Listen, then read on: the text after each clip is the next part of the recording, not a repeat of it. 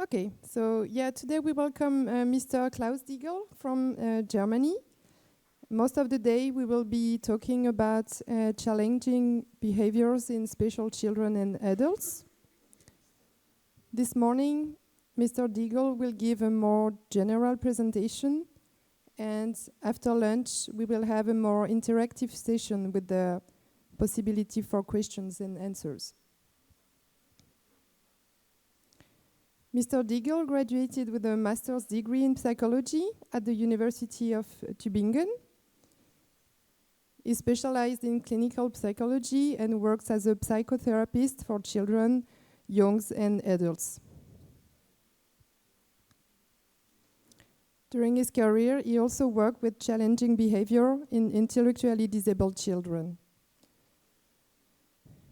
As you know, as parents, this topic requires a high level not only of expertise, but also of empathy and understanding because of the specific needs and challenges of these children. His work focuses on developing individual treatment plans tailored to the needs of each child and aims to develop social skills, learn self-regulation, and cope with their own emotions. Mr. Diegel also recognizes the importance of the family environment, and he works very closely with parents and family members to support them in developing appropriate strategies. Through his work, Mr. Diegel contributes to promoting understanding of the needs of all children and supports families in providing the best possible support and encouragement for their children. His approach is characterized by respect, empathy, and the goal of improving the lives of these children and their families. For all of these reasons, we thought he was a perfectly fitted expert to provide our community with his knowledge, and we thank him already for being here with us.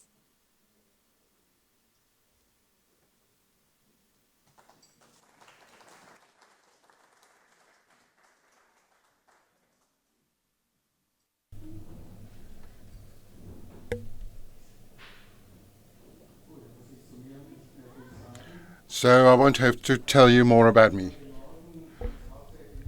This morning we will working on development psychology in the basics to understand behavior. When we understand why children behave in a certain way, that's part of the solution.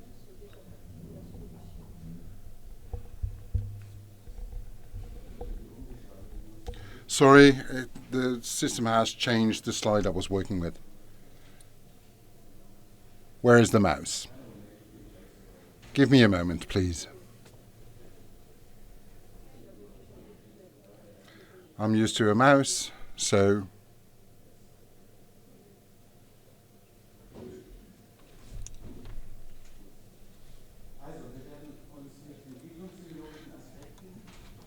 we will be concerned with developmental psychology, and this afternoon we will talk about the typical development of behavior within families and in schools, and how things can get to a point. This afternoon I will take questions. Please come up with examples from your family life, so we can talk about those two. Don't wait until I'm done with my presentation, but just intervene. I would prefer that. Let me start with some basics. A mentally retarded person shouldn't be viewed as a clock whose movement is no longer in order. Instead, we should ask what language games can he play. That was a question put in 1946. It's about what can somebody do. And Wittgenstein talks about the importance of language is vital. The better somebody can express himself, the less the risk of problematic behaviour.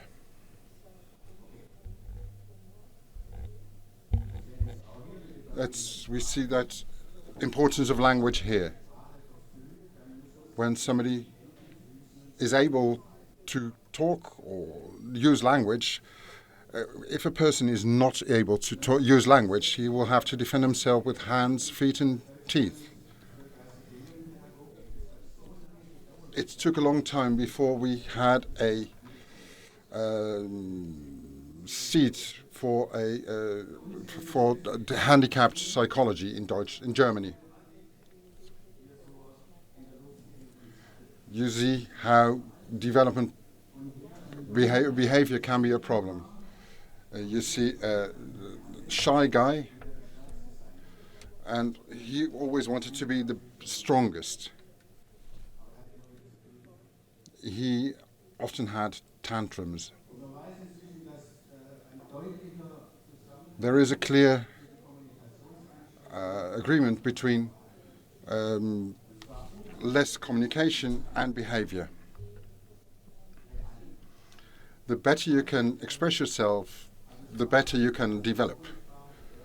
I'm not talking just about spoken language, but also about sign language. The better you can communicate, the better you can develop. So that should be stimulated. This is again a boy with ADHD behavior who's fluttering through the sky. That's how he felt.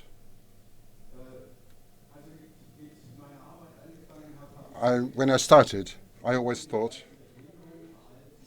people with a mental handicap behave as if they're handicapped. In psychiatry, people thought people with a mental handicap are retarded. Nowadays, we know that that is wrong. We know people get mental problems because of their handicap. For me, that was the deciding point. In essence, there is a clear connection, but there are clear differences. Handicapped people are not aliens. They are people like us with special difficulties. In essence, we're the same.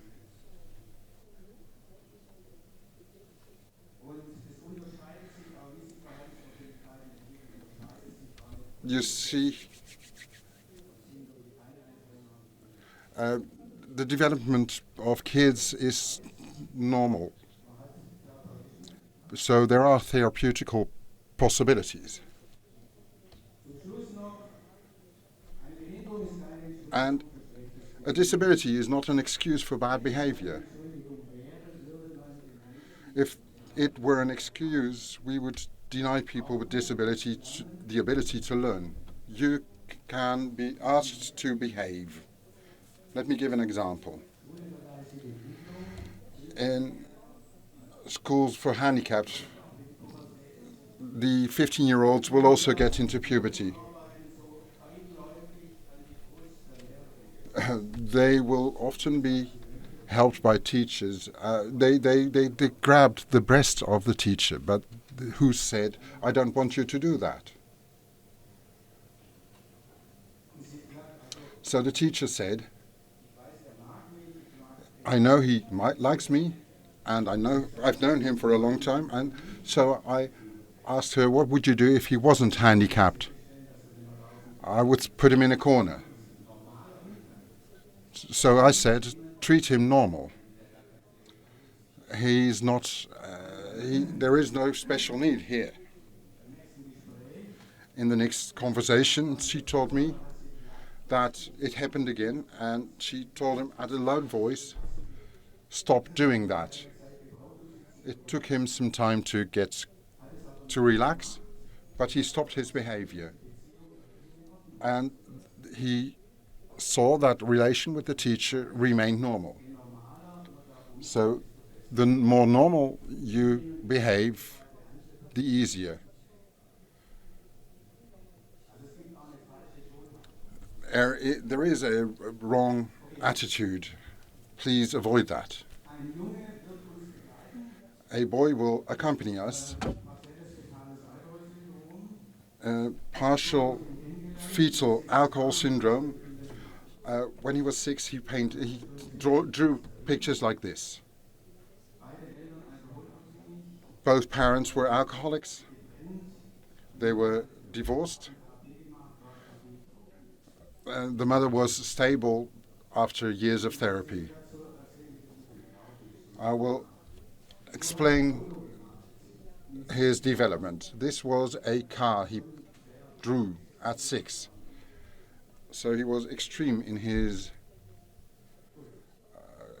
view of the world. Understanding behavior. The behavior of your child has sense. It's not meaningless.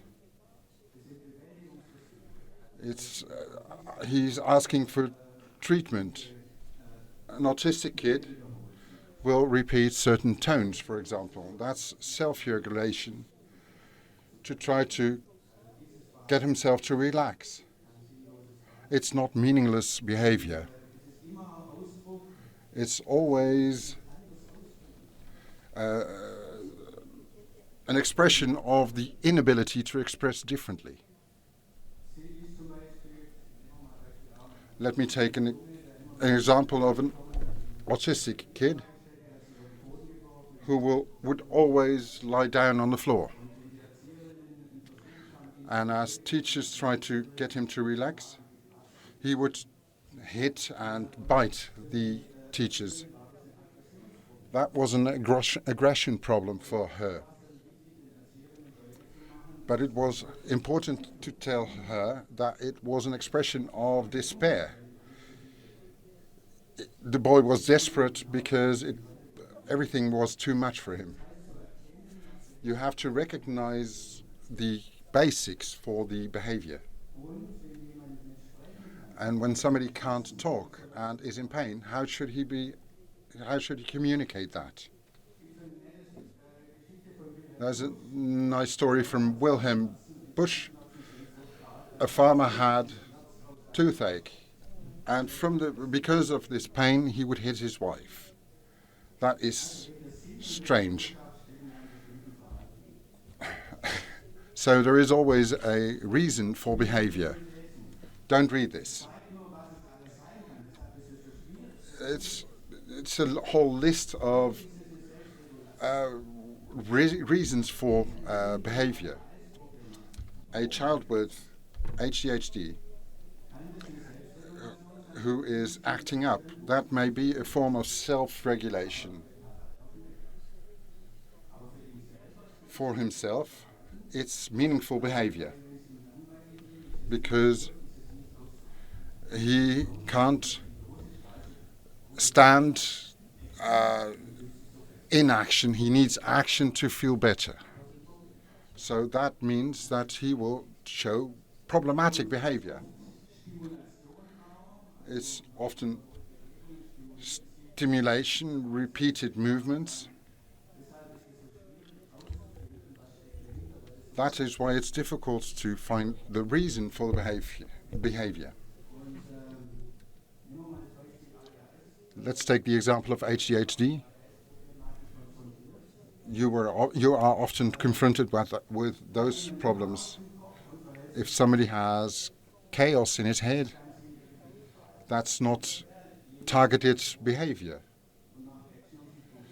It's he acts up to feel better. So kids with ADHD who have difficulties in focusing will act up, and you have to see a difference between normal kids and kids with those problems. For autistic kids are often self-regulating to relax. They will act up to signal that they want to be left in peace.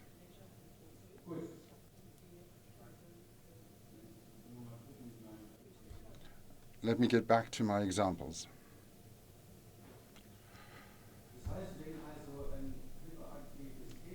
A hyperactive kid who acts up to get at the right level, his solution will be a problem for everyone else. That is fatal. The kid is always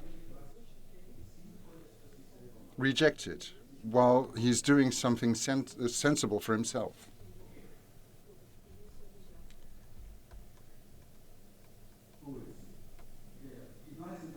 Let me give you an example. A living group, and there was a young woman with a slight mental disability. I was asked to come in because when the father would bring his daughter in, she would act up. And they didn't know what the reason was. They tried to find a reason. She was able to communicate, but everything that had to do with tension, she would refuse. She would always say, everything is all right. We talked with her and the parents. The father said, my wife has been chronically ill. And let me show you what happened. So there was this father, the mother and daughter, and I ask you to stand up so I can show you how they behaved. I want one person to take the role of the mother and one of the father. You don't have to do anything. Just stand here. As I said, you don't have to do anything. Yes, please stand here.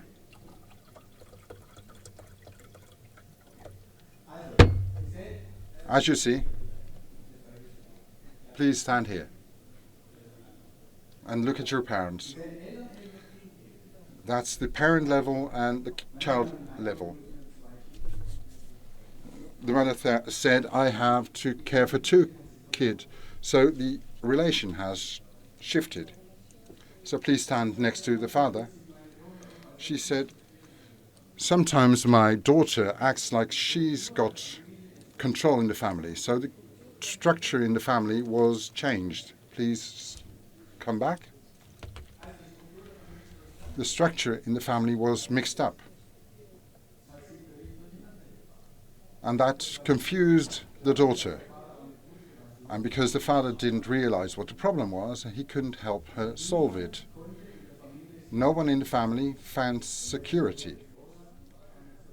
And without talking about it, they couldn't find a solution. I asked the father, when you go out on Monday morning to school, is she complaining about bellyache? Yes, she does. So for me, that was a clear indication that there wasn't an aggression problem, but an anxiety problem. Please sit down. I'll talk about this case more. It was an anxiety problem, something completely different. You did well. So it was an anxiety problem. So there is a disorder in kids, an emotional disorder, that can also be found in adults. That's not a normal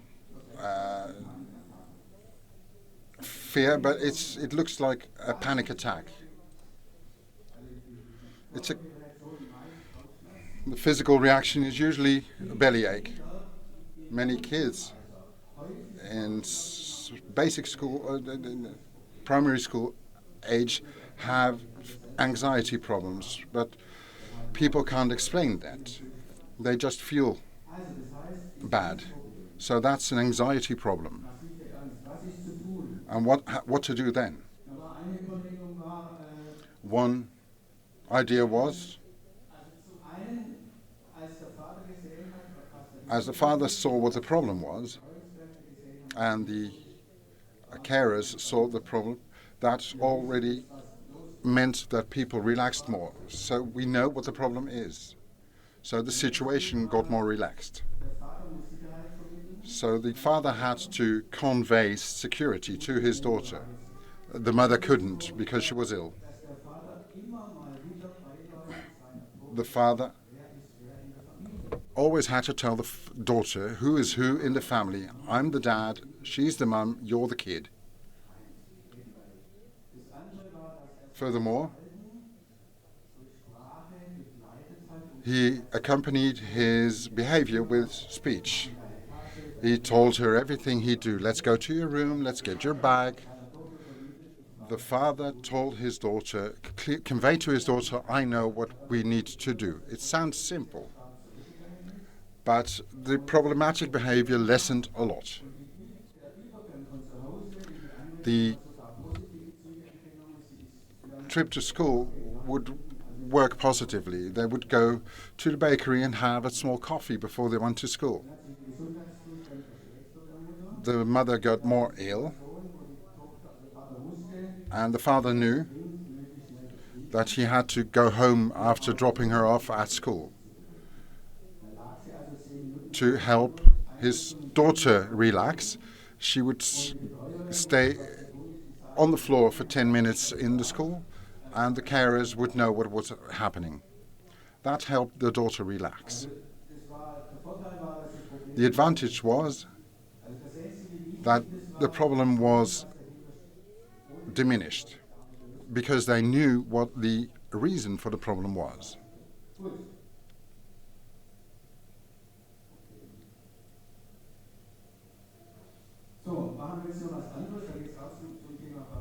This too has to do with understanding behavior.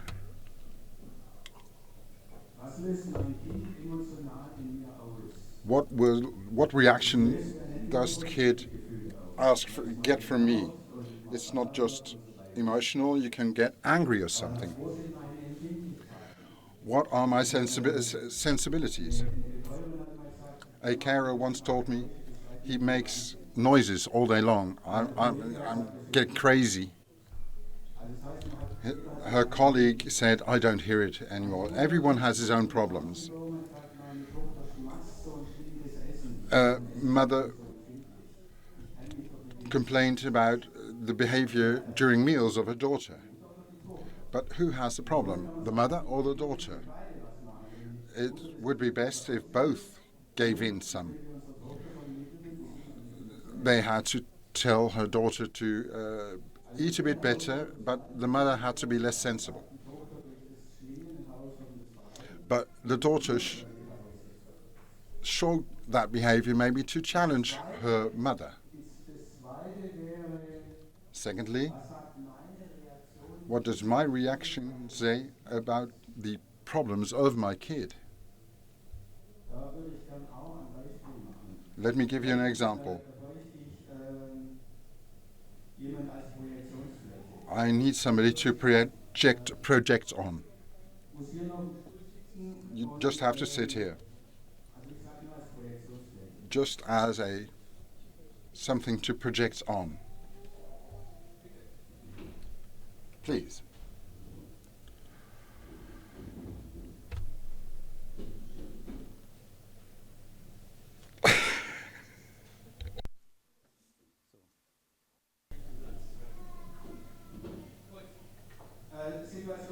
The situation is this. An autistic boy in kindergarten who would lay on the floor in tantrums.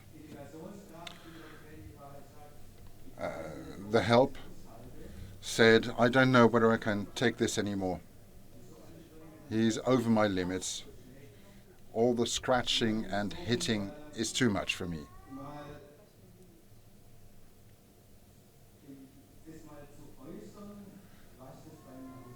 And I have to, I, I asked her to show what reaction it got from her. Let me show you. Fictively, she had a dialogue with the kid. It wasn't a real discussion. I don't know whether I can continue working with you. It's too much for me. I don't know if I'm strong enough. I'm sometimes completely knackered. Sometimes I'm happy that you're not there. Those were the things she said, and those led for her to be able to work with the boy, just to express herself. That enabled her to continue working with him. If you put it on a table, you can look at it without it being only in your mind. There was a positive development because sometimes you can change stuff drastically. You can be very rude in your expressions, in your thoughts. But if you have those sort of thoughts, it doesn't mean you're a bad parent. Sometimes you just want to express your ideas about somebody, and you can say, it's too much for me. That's normal. It's nothing to do with love for your kid. Thank you. When somebody wants to try this, we can do that, to have this dialogue. There's something that really annoys me. We can do this if you want to. And let me stress, if my kid has behavior that annoys me, how would that go for other people? Does it annoy them? How does it go? How is it for other kids? Is my reaction an expression of how others view my kid?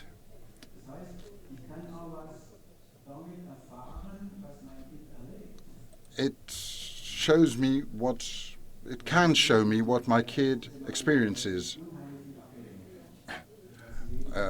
Kids are often rejected when they have behavioral disorders. Kids often feel rejected, and they will express themselves in even more problematic behavior.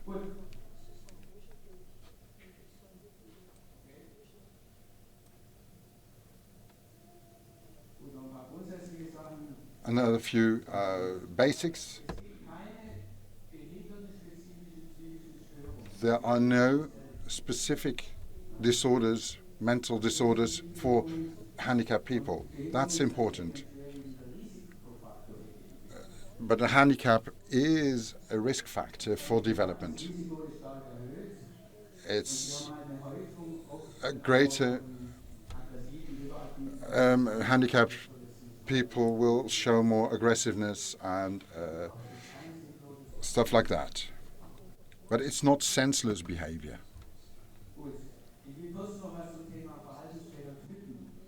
Let me talk about phenotypes for behavior.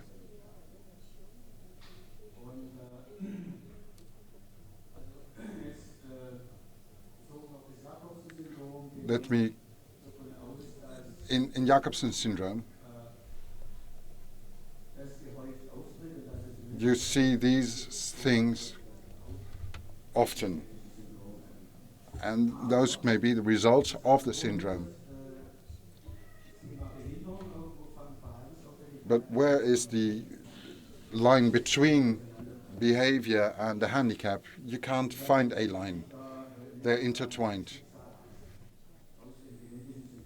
This, because of the genetic problem, this will be created.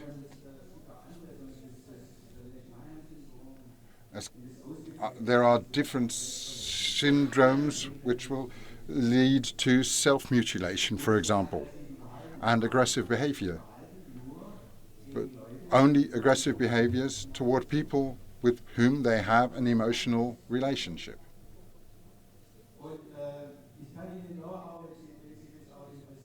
And if you're interested, we have this slide from our union who have special conventions.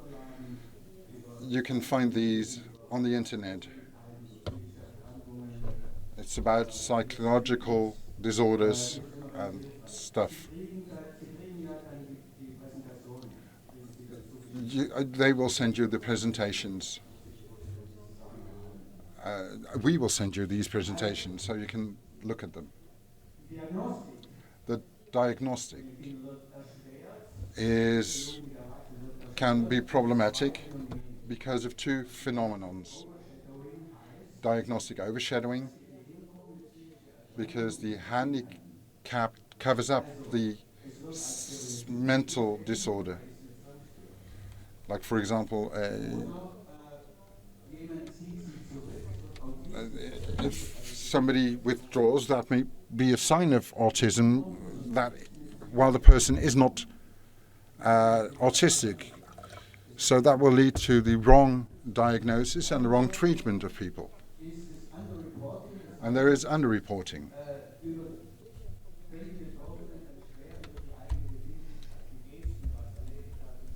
People can not talk about what their problems are. And they can't tell you where something hurts. That is a problem. That makes the diagnosis difficult.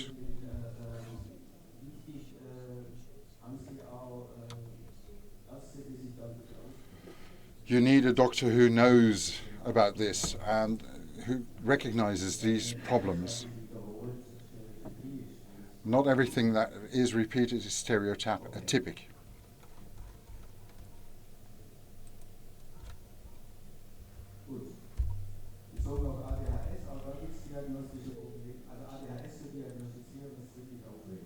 It's quite difficult to diagnose ADHD. A doctor can't say after half an hour the kid has ADHD. He needs more information from the parents, from educators. So it's fairly labor intensive. I had to do a lot with the ADHD problematics. It's important to say that it's a real a development disorder. You have to be very careful about it. When somebody says a kid has ADHD, that will already lead to problems. That's the same. To say a kid has a broken arm, that's an objective diagnosis, but ADHD can't be an objective diagnosis. You have to be clear about that. It's not a fact. We've concluded that if some criteria are met, there will be a ADHD diagnosis. This is a girl with ADHD. She felt like she always floated and dreamt. So she clearly had attention problems. That was the big problem. Earlier they called it hyperactivity, but the problem was an attention deficit. Back to the boy. He allowed me to show this. He always gave me pictures. Here he was 6 years and he drew people. This is a drawing of a home and his room. You see he has developed slightly. and I always encouraged him to express himself. He was able to express himself like this. Are there any questions for now?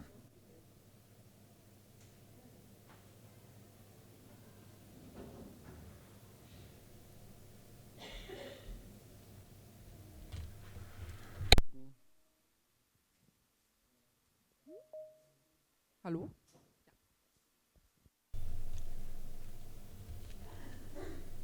I was wondering to what extent diagnosis is relevant and in terms of how to treat a child with the behaviour of autism. To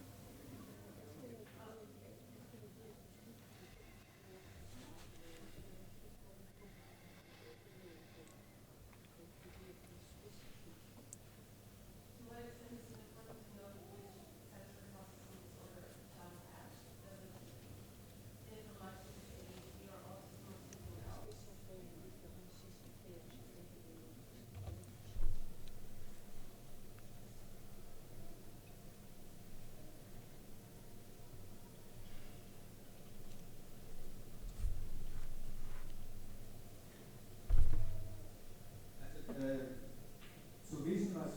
To know what the problem is,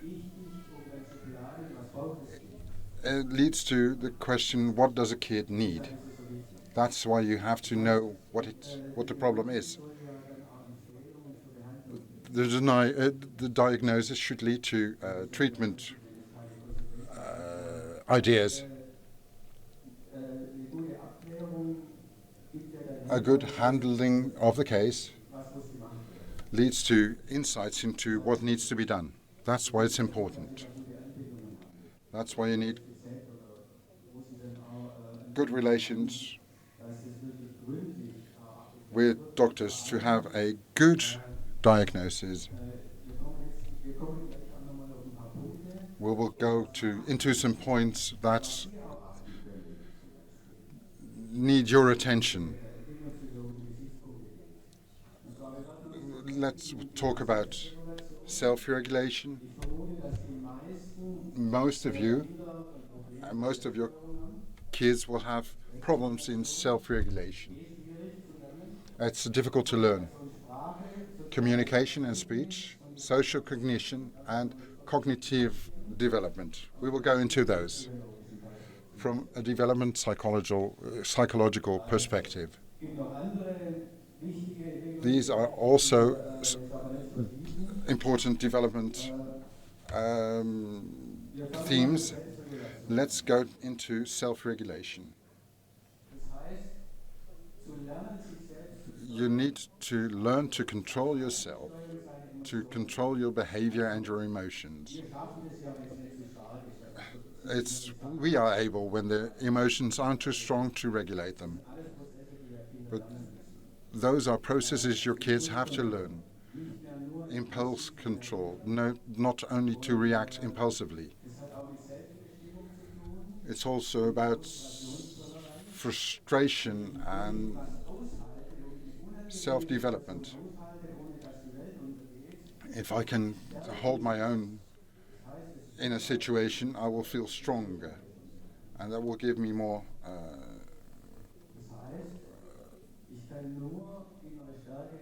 I can only develop inner strength when I can resolve problems myself without avoiding them. This is an example of a boy. I got to know him when he was in kindergarten. He would have tantrums and would hit people. He would really be beside himself. When I got to know him, he already knew that he hurt himself because nobody would like to play with him.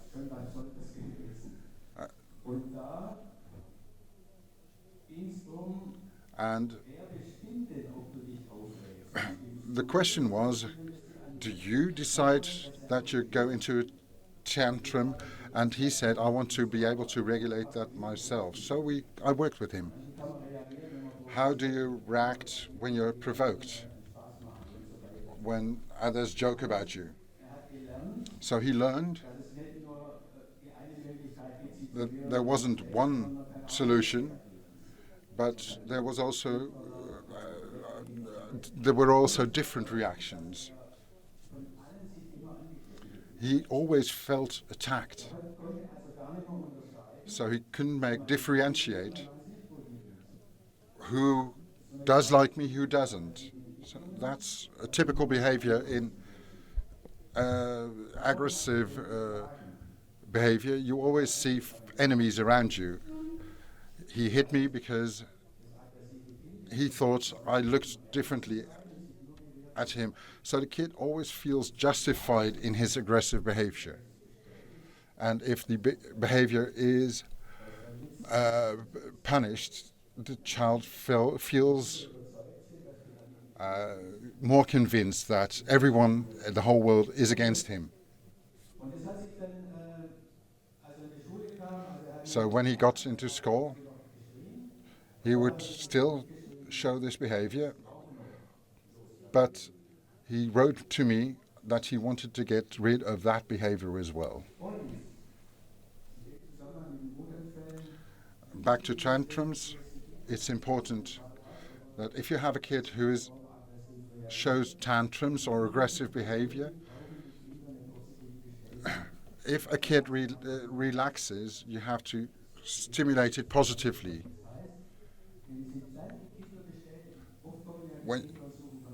When the kid comes to you after a conflict to see whether you still like your kid, you need to affirm the kid and say, it's good that you relax.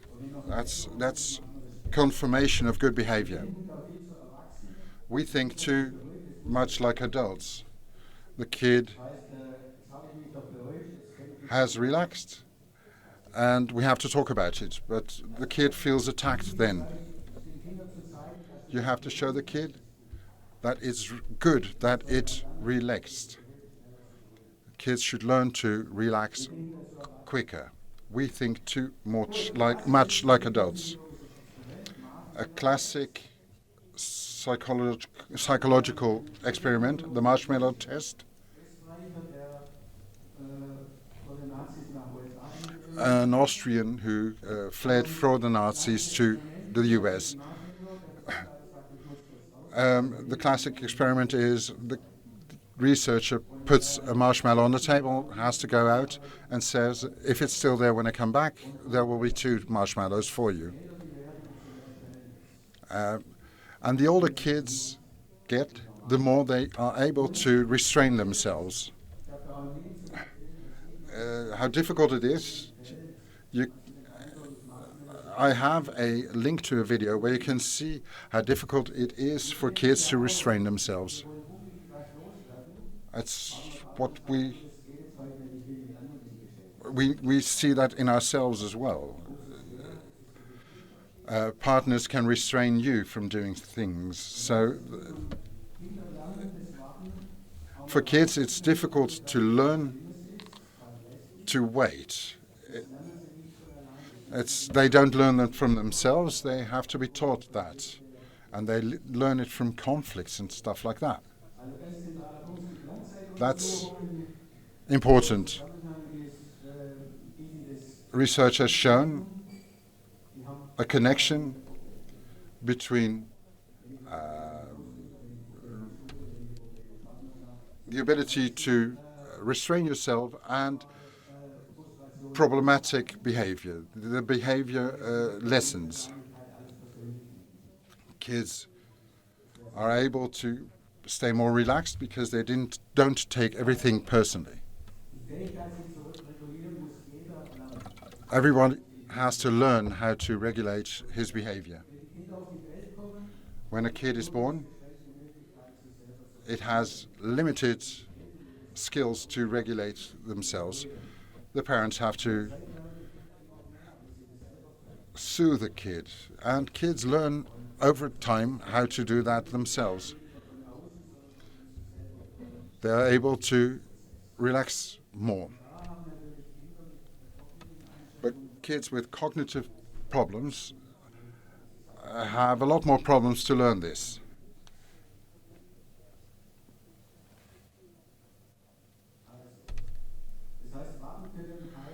To be able to wait means I can suffer through the inner battle. This was a drawing of the boy about his father. He didn't want to talk about his father. What do you see here? This is a drawing from a kid, 6 years and 8 months old. He's in the machine, and on the left you see the father. He's in the water cannon and fires at his father.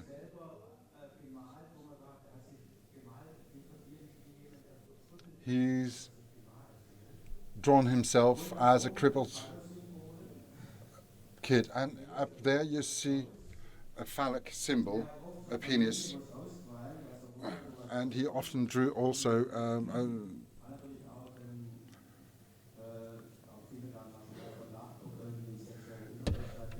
in kindergarten there was a question whether there was sexual molest, but there wasn't. But in school, for example, you have kids who who can piss the furthest. This reminded me of that. Here he drew himself as somebody who can lift up a car. He wanted to be strong like this. They were living in a small village, where he would meet his father every now and then. The father would always threaten the mother while the kid was next to him, powerless. That's why he drew this picture. The boy never talked about his father, but the mother told me about about this, and that's why he was so aggressive in kindergarten. But we saw a positive development, but the father was taboo. Here he drew his home at 7. It seems to show limited development. Tempo. Am I doing okay?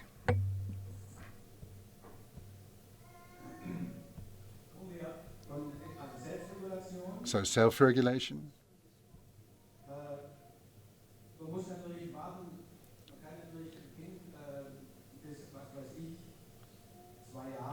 You can't expect from a kid that's 2 years old that it can wait. It needs to be old enough to be able to do that.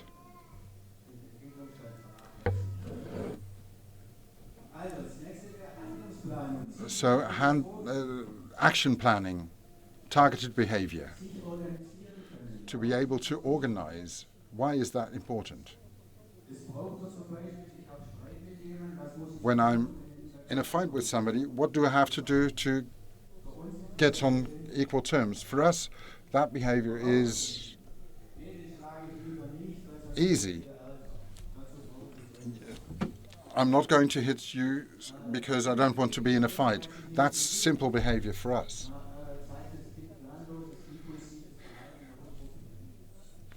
If a kid shows untargeted behavior, when you see a kid playing with Lego that builds something, and you see other kids who are just playing around, that's a skill you have to learn. This is the room of my daughter. We had a few rules. We would clean up together, and we didn't want any mildew anywhere. Those were our rules. Simple plans on doing one thing after another. Let me give you an example of planning. This is about comparing. The top is the example. One of these bear is exactly the same as the one on top. Try to solve this problem and try to see what you are doing.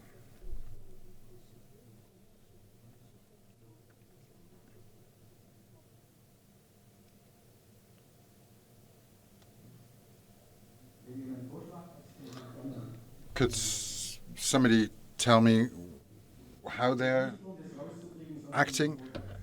I just want to know how you are, what you're using, what method you are using.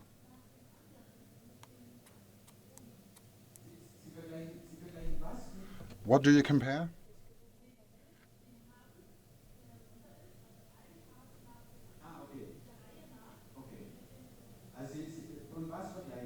What do you compare? Things that you compare details. You take one single point and you try and compare them with all the others. Yes. I first look at the whole picture. Which picture looks more identical? That's an action strategy, targeted behavior, and an exclusion strategy. So you can also say, I will only compare the hairs, and so that eliminates a few. That's another strategy. Such a simple plan will lead to the solution, but I need a plan. I must have been taught how to act. Kids in school will be told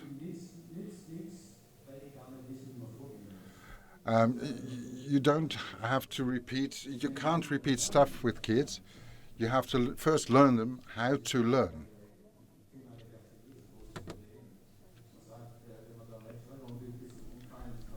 You can try and teach kids how to write, but you need a special form to do that. It's like observation training first. This is very helpful to show action planning. There are also games that use this.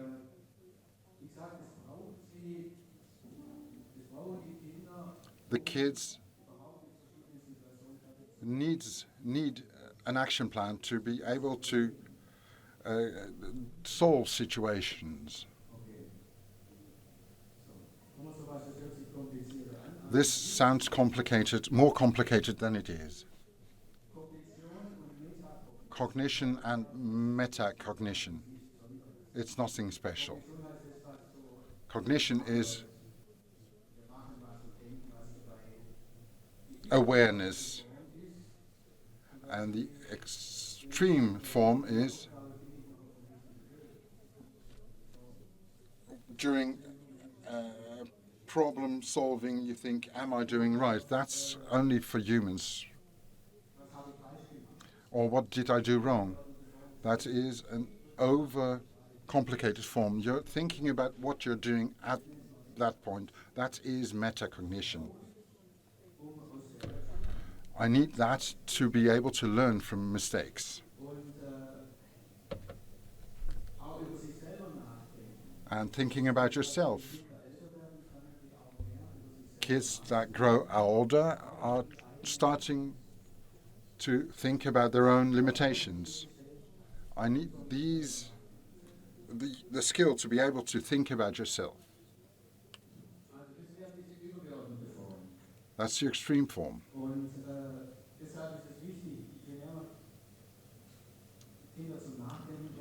The more you get a kid to think, the better it is.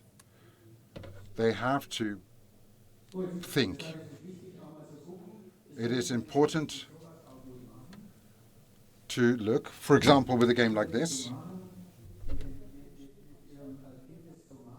Do this with your kid to see how does it, what strategy does it use? Does it have a plan or just do things willy-nilly.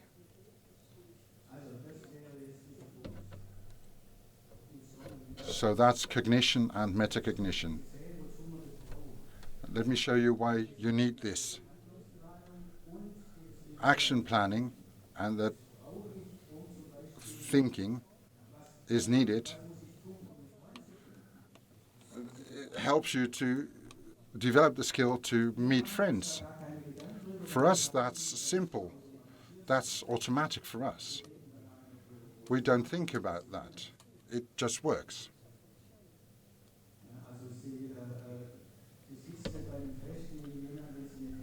If you're at a party, you're next to somebody you don't know, you aren't thinking about what you're going to do, but you have your own style. You just talk to somebody because you have your own style to do that.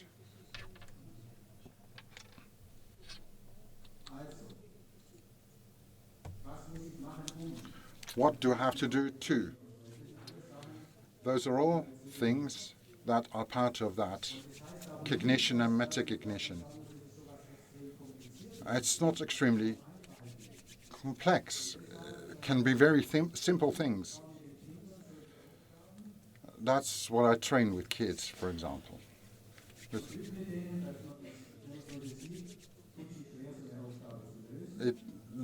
Solving this seems difficult, but let me show you how I do it. And I'll solve the problem thinking aloud. First I look at this, and then I do this and that. I'm the role model for a kid. And we practice this in therapy.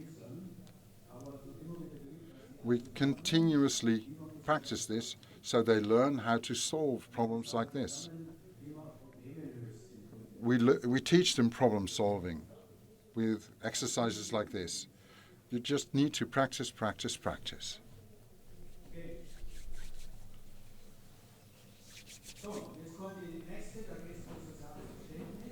Next is social understanding. This is this series of pictures is in the wrong order. What is the right order, you think?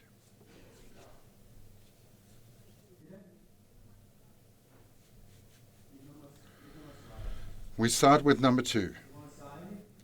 Do we agree? And then? What is the next picture? Number 4.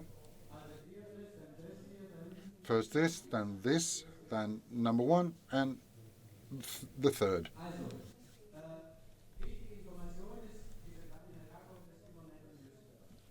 Mr. Jakob is always helpful.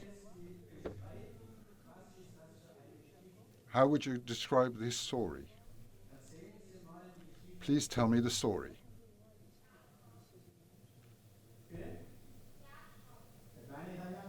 Yes, little Mr. Jakob. Please tell me the story.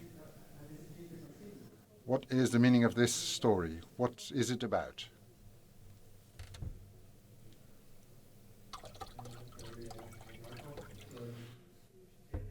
Mr. Jakob is on his duck and goes into the reed, and then small ducks chase him. Their mother comes and gets the little ducks back and made the plastic duck sink. Do we agree on this story? He comes back out with the ducklings behind him, and the mother saves her ducklings and makes Mr. Jakob sink. How do we know she is the mother? Why do we all think she's the mother? Why not the father?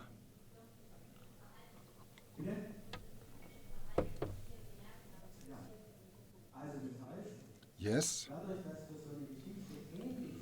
We see this story, we all see the story the same, so we understand each other. We think alike. And that's why we can understand each other.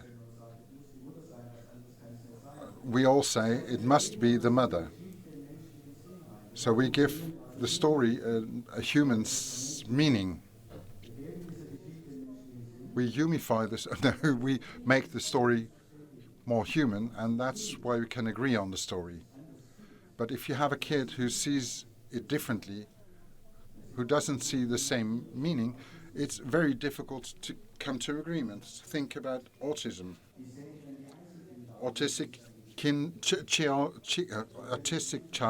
Children see the stories, the pictures individually.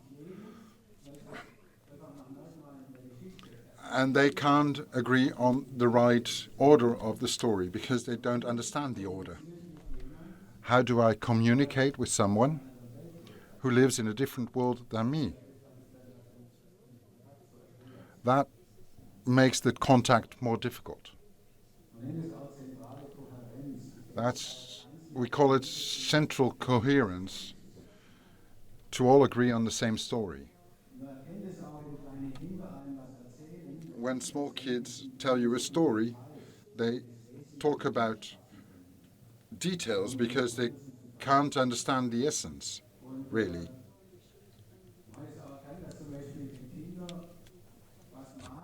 When children draw something, they only draw details. Others will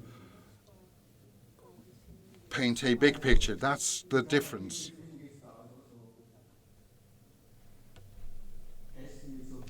There are nowadays boxes with stories like this. To do this yourself.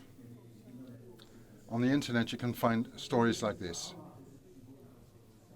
For kids this can be very difficult.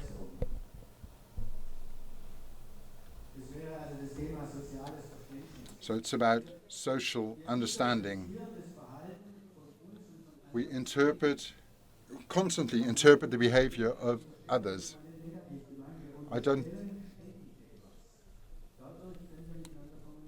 We are continuously thinking about people, and that's why we can agree. How is it that you can, within seconds, think somebody is nice or not? How does that work? It's difficult to distance yourself from that. When you think somebody is unsympathetic, it's difficult to think, oh, in reality, he's quite all right.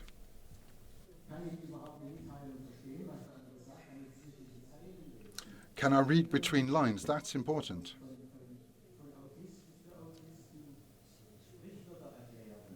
You have to explain to autistic people that you don't have to take everything literally. To recognize somebody's motives and feelings.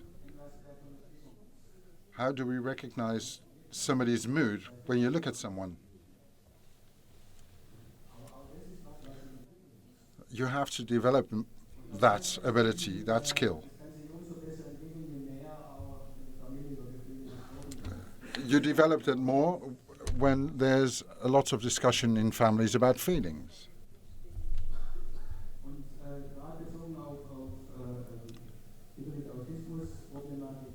And in autistic children, we talk about theory of mind. That's their problem. To read the emotions from someone's face. That's a problem for them.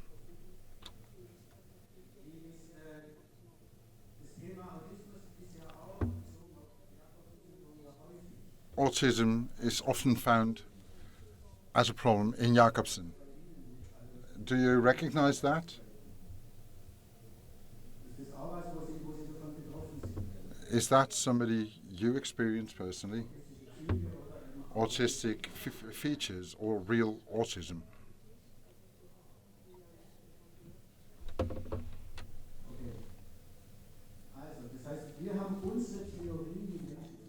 We have our theory about how people function. And that's why we get along. It's not automatic that kids experience it the same, so that makes understanding difficult.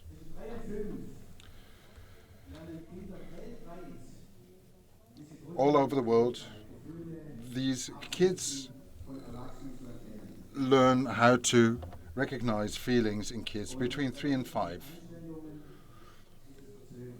For kids who are handicapped, that takes more time.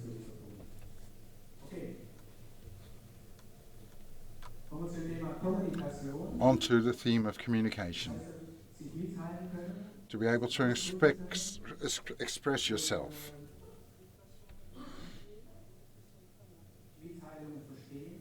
Understand how others express themselves. This is how a boy expressed himself. He always drew like this. He's under machine, he's powerless. He couldn't explain more.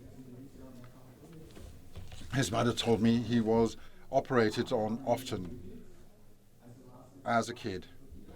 He couldn't express himself about that in speech because he couldn't speak yet, but he could draw it.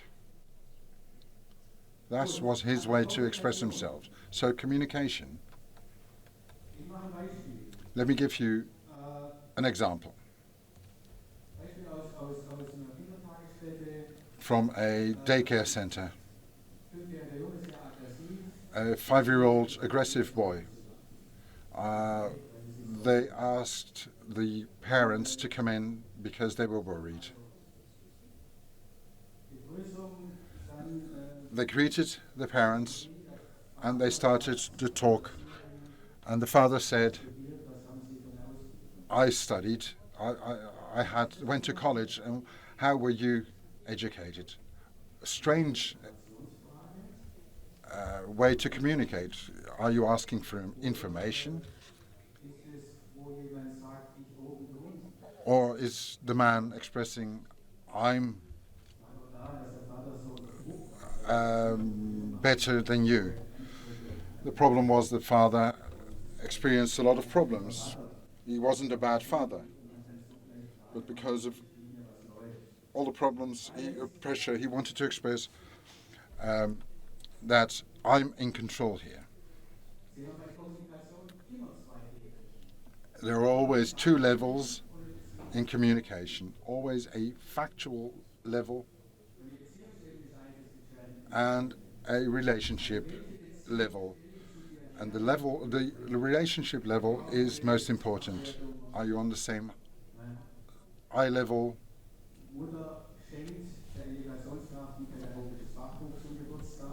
The mother gives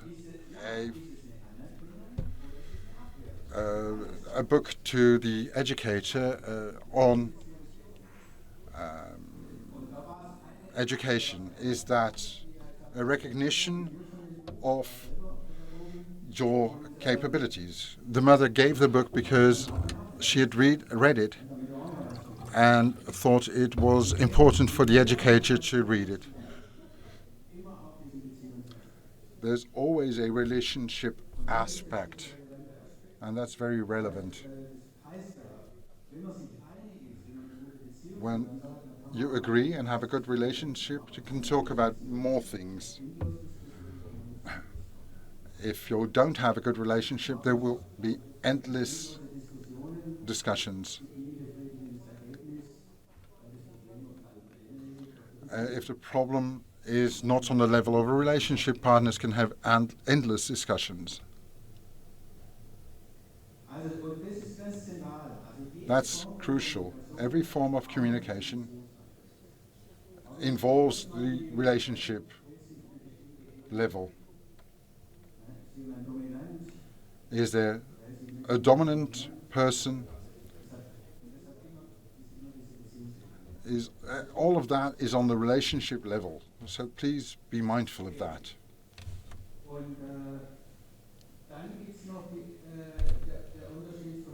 And then there's the difference between relationship and the actual situation. Kids think if If I'm angry with mum, I don't like her, and if I'm nice to her, I like her. Kids have to learn to differentiate. Even if mum is angry, she still loves me. So it's possible to have conflicting feelings. If you learn that, you don't take everything personally. If I don't learn that, I take everything personally. Probably you have a friend who takes everything literal, and you are mindful of that. So please make a conscience, differentiate consciously between the two. Kids have to learn to differentiate between the relationship and the actual situation. It's important to be mindful of that. Does a kid understand the two are different?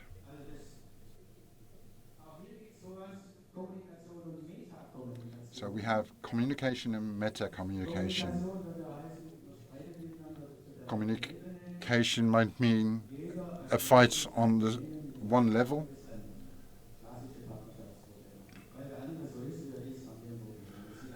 while the other is like he is, we have a problem. That's that level. Meta-communication means, can we talk about how we relate to each other? That's a different level. Why do we always have fights?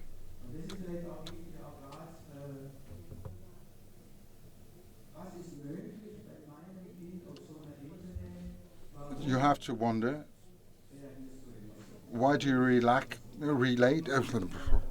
why do you react always the same when I ask you to do stuff?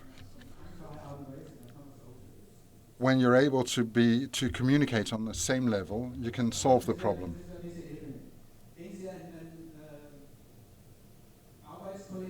If you have a colleague in work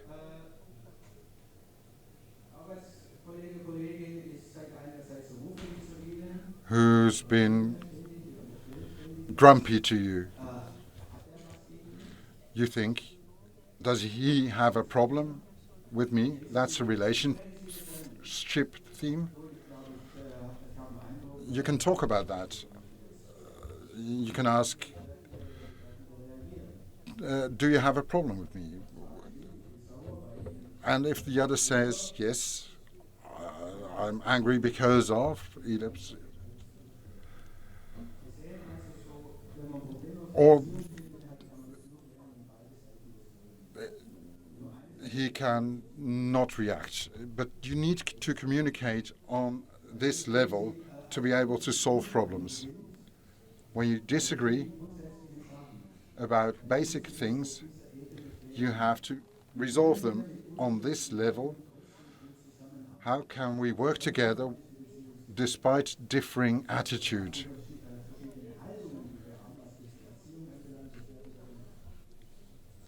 Then the different attitudes you have will become the specific content.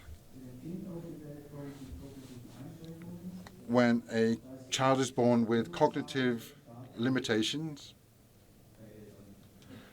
the stress in parents will grow, and that will influence the relationship. And then parents will have to be able to communicate about the difficult situation. You need an exchange of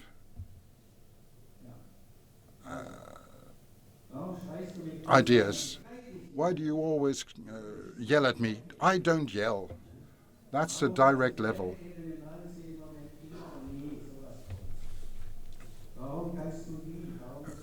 You hear it when people say always or never. Why do you always?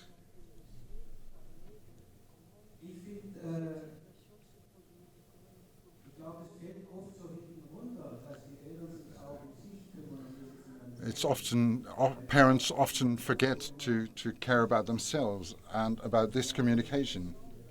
But it's very important. How do we agree with each other in difficult situations? When we talk about the education of our kid, or raising our kid.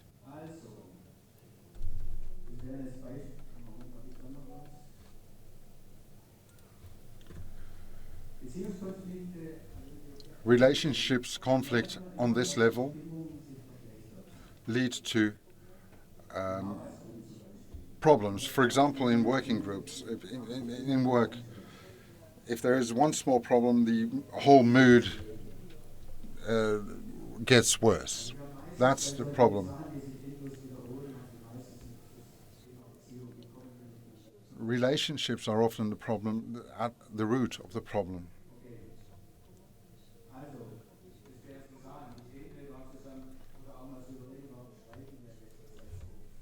Often have to wonder, why do we fight so much? That's about communication. These are all examples of this level. You have to talk about problems.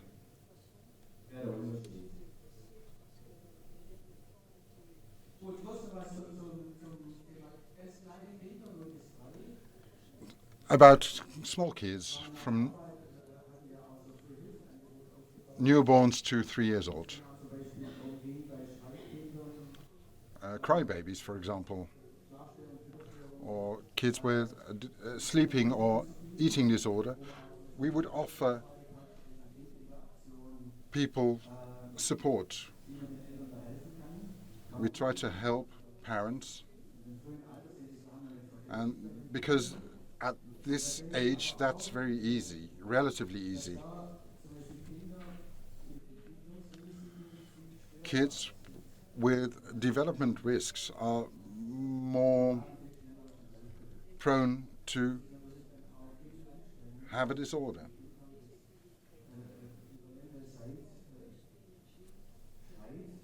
Kids that cry a lot, and in crybabies you have the 3 times 3 times 3.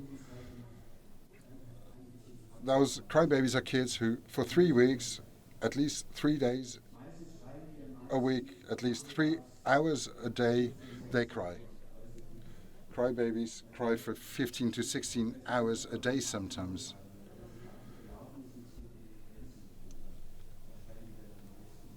Those kids will always cry when they reach their limits.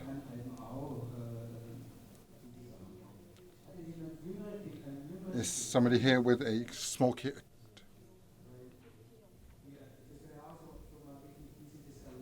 How do you experience how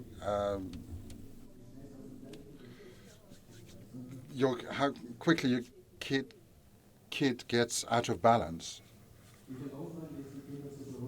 How much does it take to make your kid relax? My younger daughter, in the first few months, slept badly. I took her on my arm and would walk around. And then I would put her down. But she would start to cry again. And when I started working with this, I saw I was too active. I would stimulate the kid by walking around with it. It might have been better just to have some physical contact and sit next to her. Kids feel how you feel. You know that 3 months colics are usually colics. They will lead to stress in families. And a crybaby cannot handle stress.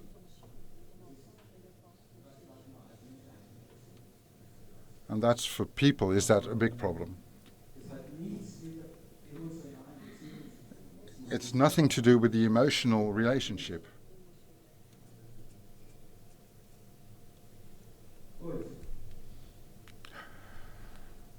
Da war Abschluss der Behandlung mit dem Jungen.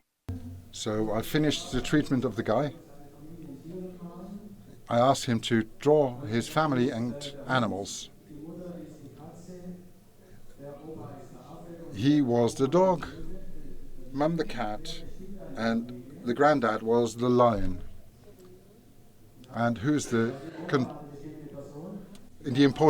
most important person in the family? Gran was the lion. She would decide everything. Mama had to work a lot.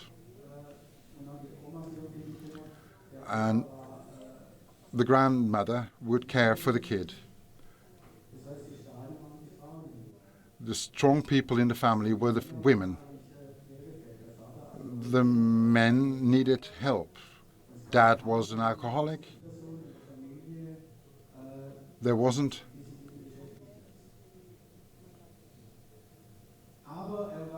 a male person who helped the kid. The kid was always aggressive in school and developed well.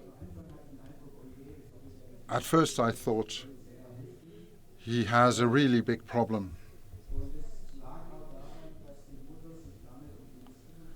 Also because the mum couldn't really help.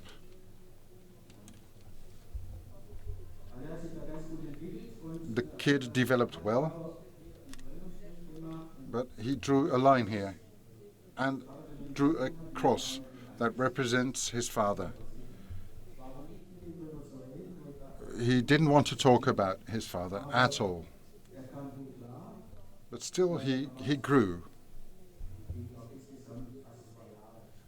The treatment took at least 2 years.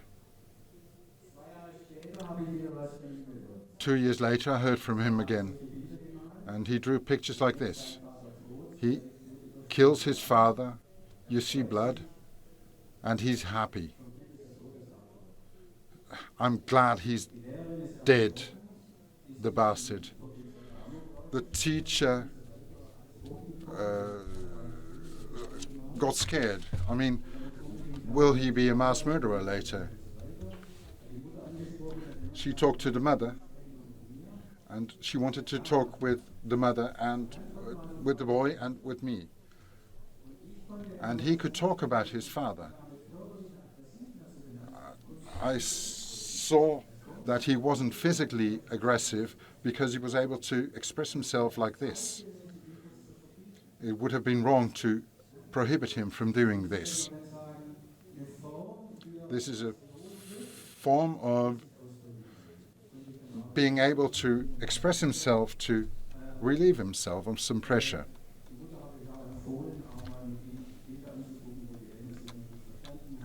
I asked the mother to watch pictures with the boy of parents who had a loving relationship where the father wasn't a monster. The final picture I got shows again how he kills his father, but he drew with colors. This is the last picture he sent me. It's clear the situation would remain the same because the father would still threaten the mother.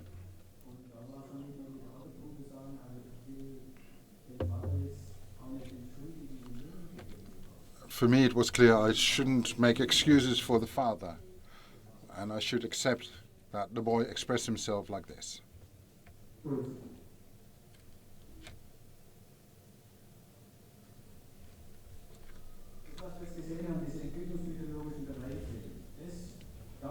The development in this phase, you develop a concept of self. How do I see myself? How do I like myself? Do I see myself as somebody who's handicapped or as somebody who can do things? Within the first 4 or 5 years, you develop that. Do I think I can do things or do I think I'm powerless? It's important for kids to experience a lot, that they solve problems, to develop a self-image that they are capable of doing things. So that's why it's good to sometimes ask too much of a kid. A boy wants to lose the side wheels to his bike. But as soon as he's got a regular bike, he starts falling. And if the father then says, let's go to a safe place and just practice, in that case, the father shows the boy to persevere. Never give up, keep trying.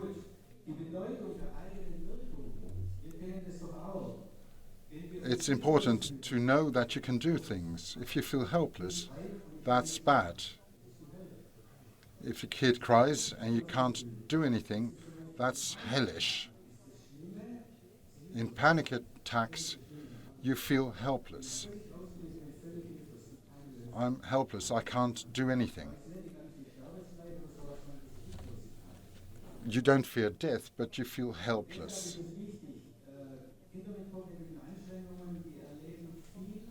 Kids with cognitive problems often feel helpless.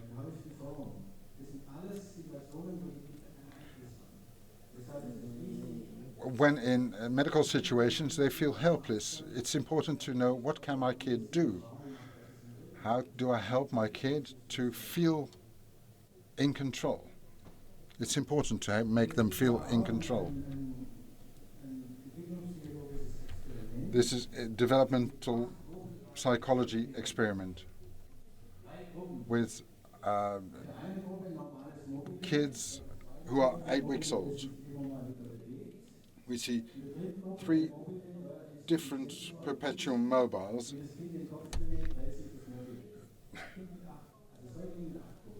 These are all kids of 8 weeks old.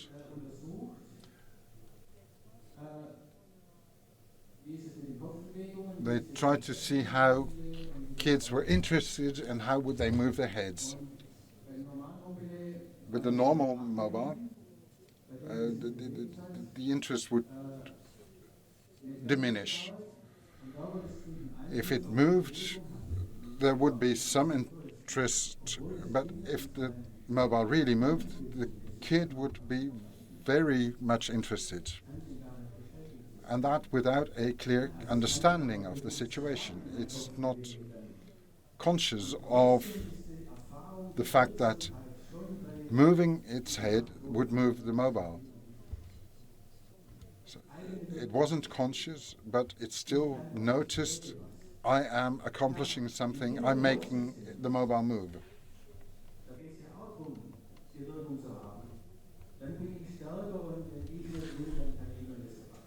I feel strong and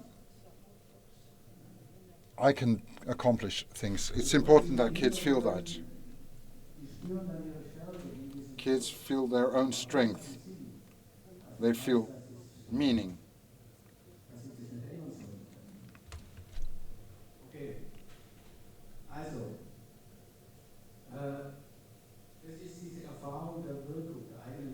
That's the experience of their own influence.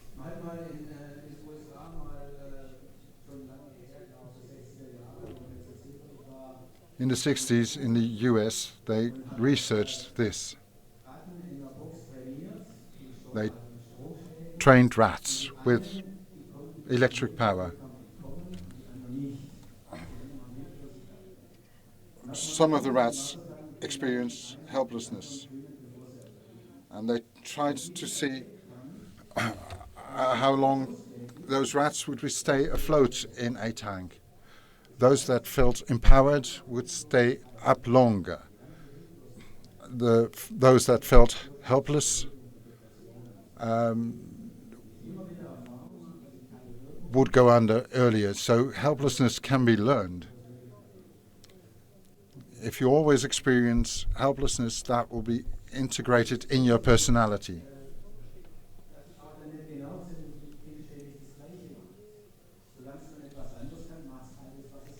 Kids will always do the same thing until they learn something else. Repetitive behavior. In repetitive behavior, they can experience what they can do themselves. About psychotherapy.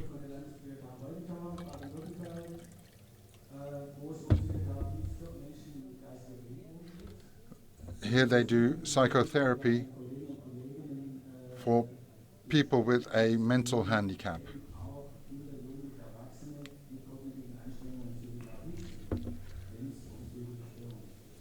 People can use therapy sometimes.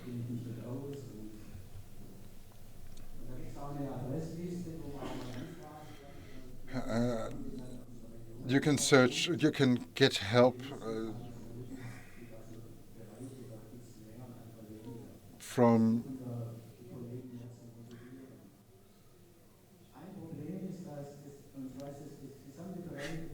I'm sorry.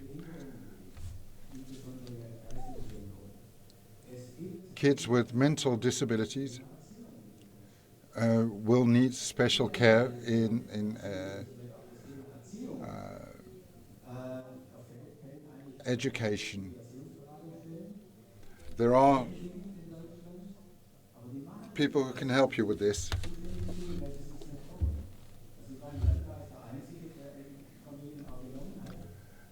He's talking about an example of an educator who tried to help people, but I've lost the story, to be honest.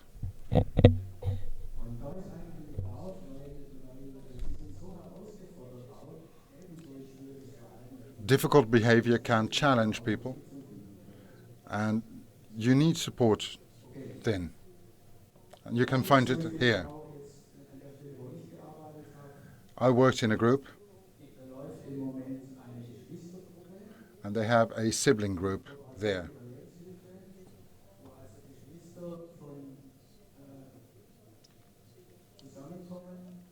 Siblings meet here to talk about their feelings, about their feelings when they have a mentally disabled sibling.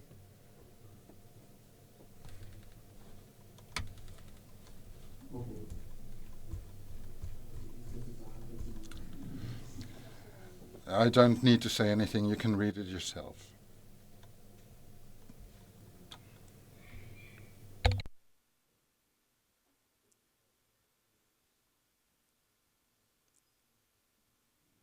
Gut. Okay.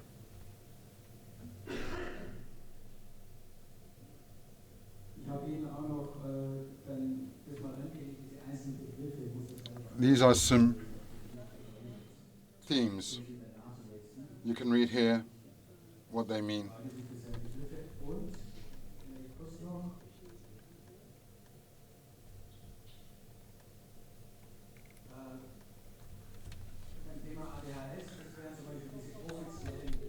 These are official criteria for ADHD.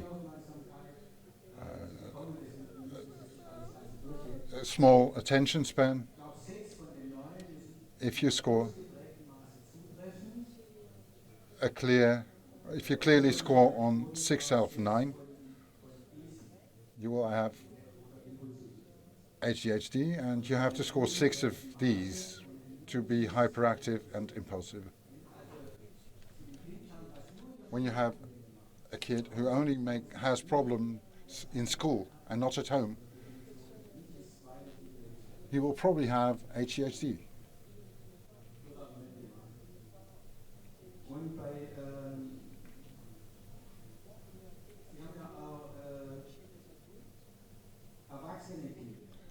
There are also adult children here. The criteria for adults are similar, but aggressive development is secondary. It's not an original ADHD problem, but it's a result of bad experiences with other people. That's why they often get more aggressive.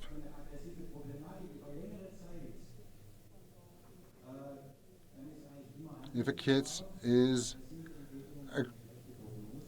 aggressive for a long time, it needs treatment. So if a kid shows aggressive behavior, it is good to seek help, because the longer it lasts, the more it gets confirmed, and that the diagnosis in that case is bad.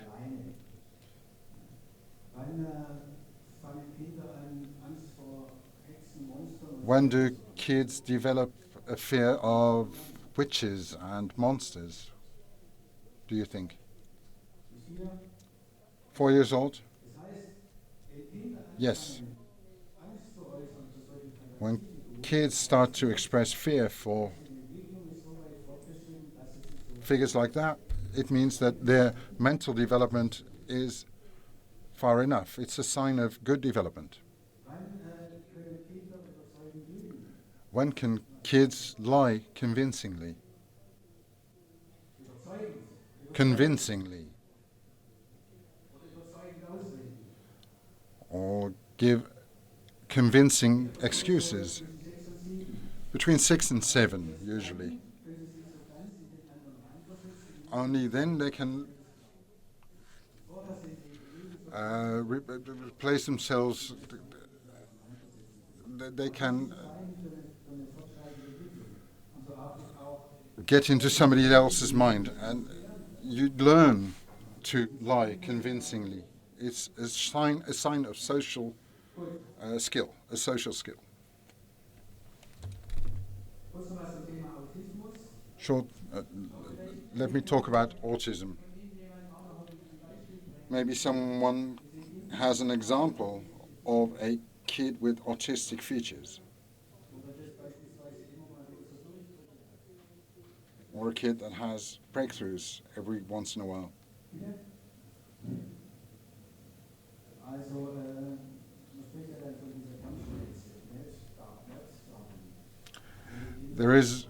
You can talk about meltdowns when kids lose control. And how about tantrums? I mean, you are confronted with tantrums every now and then, are you? Let me do this with you.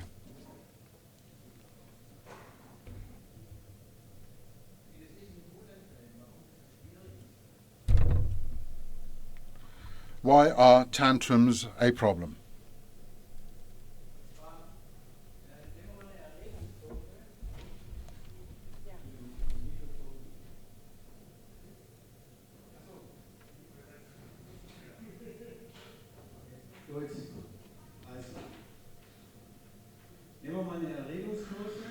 Let's take an emotional curve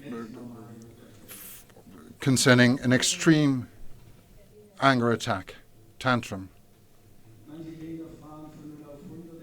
Some kids go from 0 to 100 in a short time. Others take more time. So this is the escalation phase. Here they are, you can communicate with them.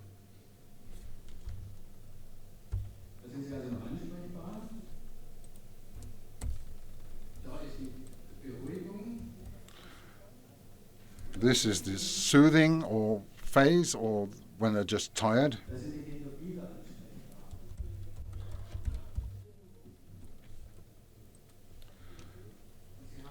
Here they are also responsive, but this is the limit where you just lose control. That may feel painful because you feel that you've gone too far.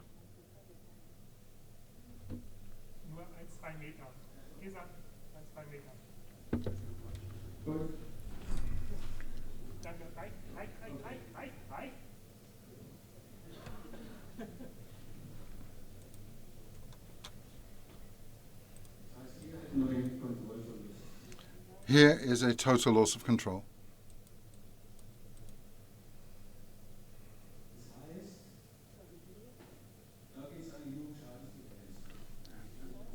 In this phase, you only have damage limitation. You can't stop them. You just have to take care that nothing happens to them. The brain has just switched off in this phase. Let's take a youngster, a teenager. They're not concerned about themselves anymore. That's why they're so extremely powerful. They don't care about hurting themselves. In this situation, they are always very strong.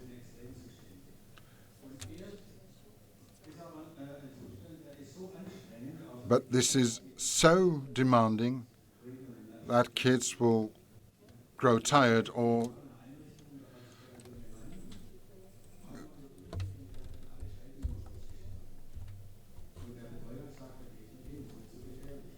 in a situation there was a kid who would just flip out completely and educators would keep their distance. But there's two emergency solutions.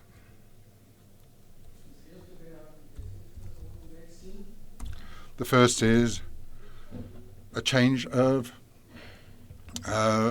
person.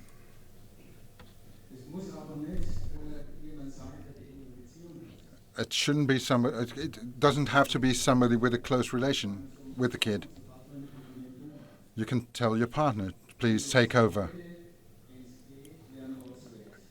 And a change of location can also help, if possible.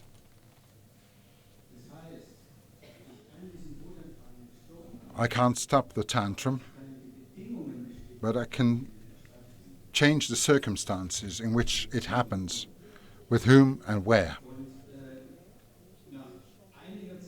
After some time, it helps the kid because they experience that as a form of security. The adult knows what to do when I'm helpless. You can't stop the tantrum itself. To try and soothe the kid here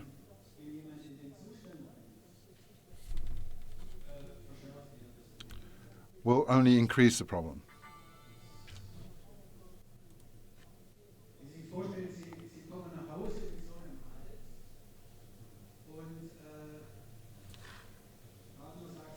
When you come home and you're stressed out, you don't need a partner to try and communicate. You first need to calm down for yourself to be able to communicate. So when you approach a kid here, the tantrum might grow. In daycare centers or schools where other kids are involved and where you have to be careful that nothing happens to them,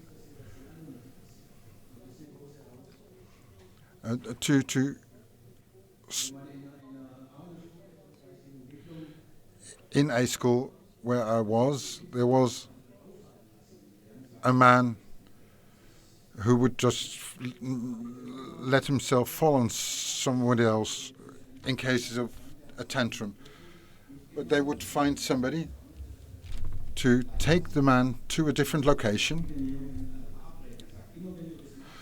They agreed with the guy, when you get into a tantrum, we will take you somewhere else. And the kid, it was a gym teacher who would help them, and that's an emergent situation. So to survive this tantrum, and a kid with autism in a tantrum situation, they are incredibly strong. They switch off. And that's what's so difficult about this situation.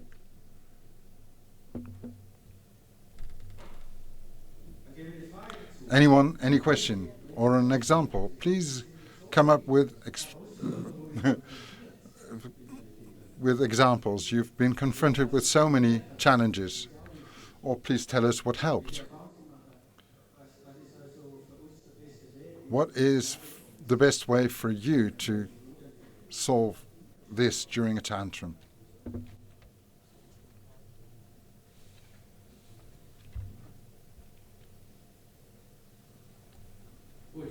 Okay. I'll give you a few more examples.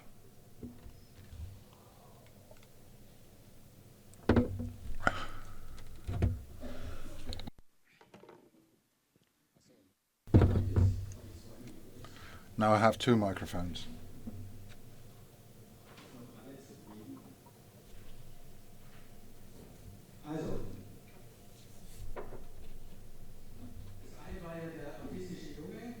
So we had the autistic boy who would lie on the floor and hit the floor. The first step was to see it was desperation. He got in this situation because everything became too much. It helped to know that it was desperation and not aggression.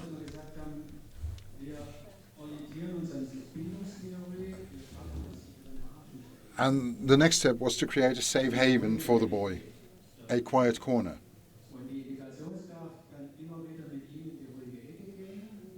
The help would go into that corner with him. At first, not in stress situation, just for him to realize that that was his quiet corner. That drastically reduced the anger attacks, the tantrums. The next step was, she noticed, let's go to the place when I feel the tension is rising. The target was for him to be able to go to the corner when he felt stressed. But then Corona came. The kid got really ill and was absent for a long time.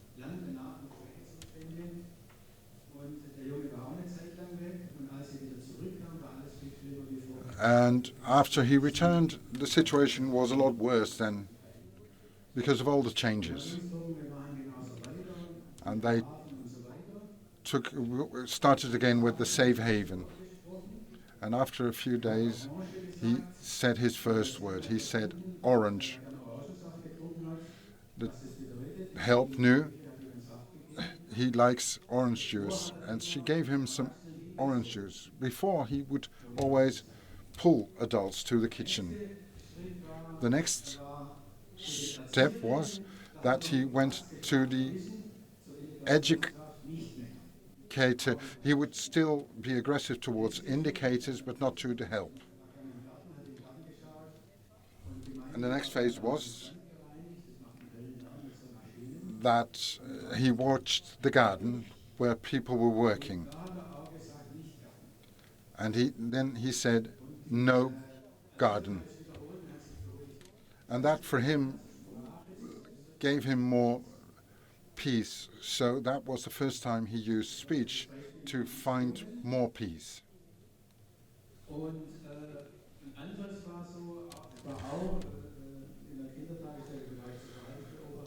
And I was in a daycare center to observe.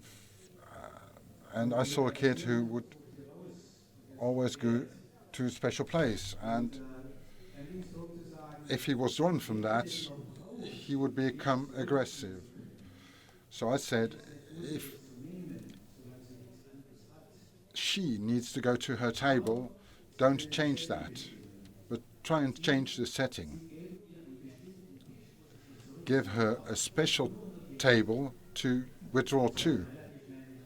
That worked after a short while. So we were able to influence her behavior. I can sit at a table, but only that specific table. So that would mean that she would go below the tables less often. So they wouldn't draw her from under a table because she would be more at peace at her special table. So they were able to offer her something for her mental stability. But you first have to develop that alternative. when I've only learned to hit people when I'm provoked. You need to develop an alternative first. You can't stop behavior until you offer an alternative.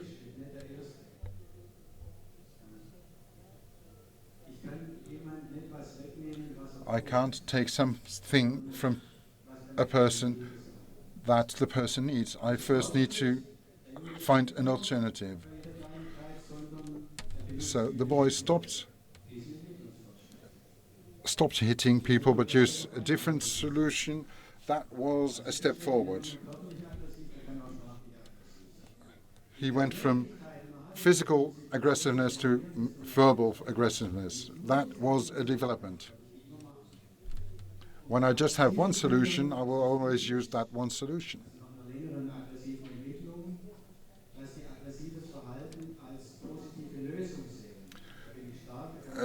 Sometimes kids can see aggressive behavior as a positive solution, and they feel justified.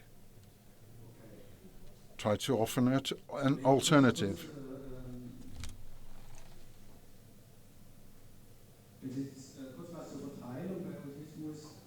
About the division in autism.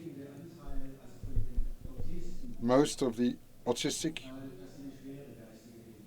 people have a strong mental handicap. Most have a big handicap. But with their special skills,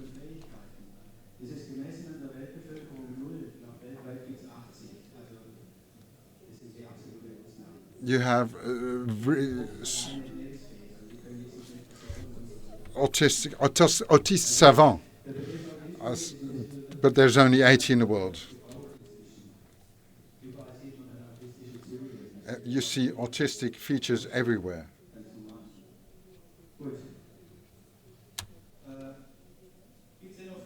Are there any questions? Or do you have anything to offer?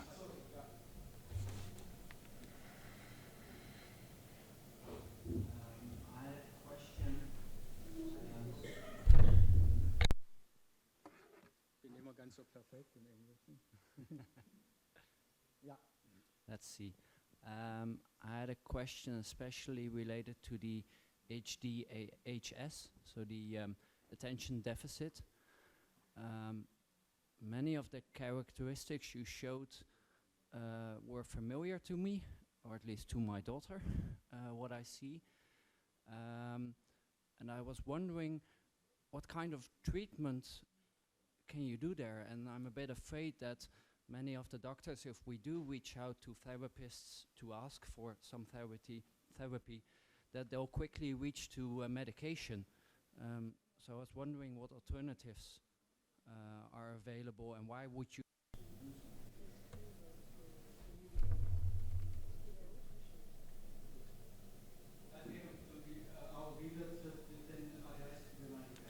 How do we treat HDHS?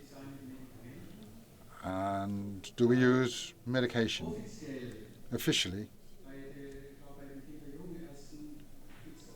will pediatric doctors only, when they treat kids just with medication, that's a mistake. They also need therapy, but those places are difficult to find. If you treat HDHS problems,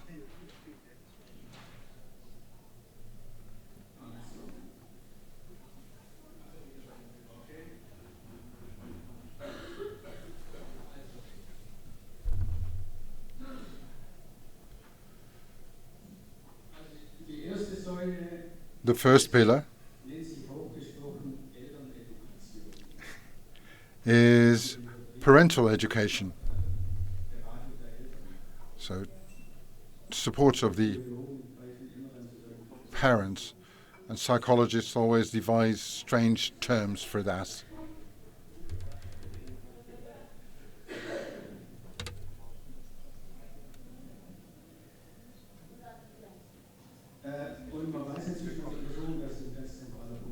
By now we know this is very important.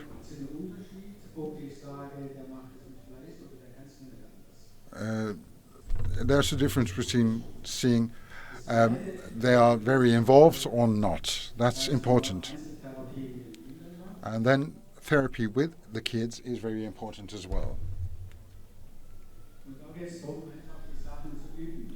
That's to practice certain actions, to find structure.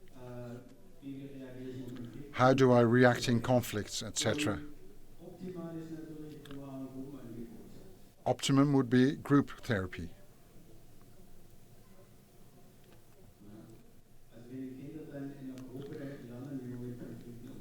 So your kid learns to deal with conflict in a group. This is the ideal case. Often you should just be happy to have these two.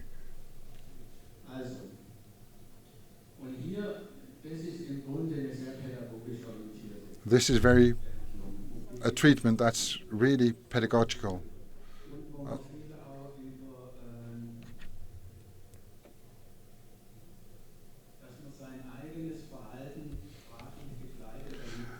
They want kids to accompany their own behavior verbally.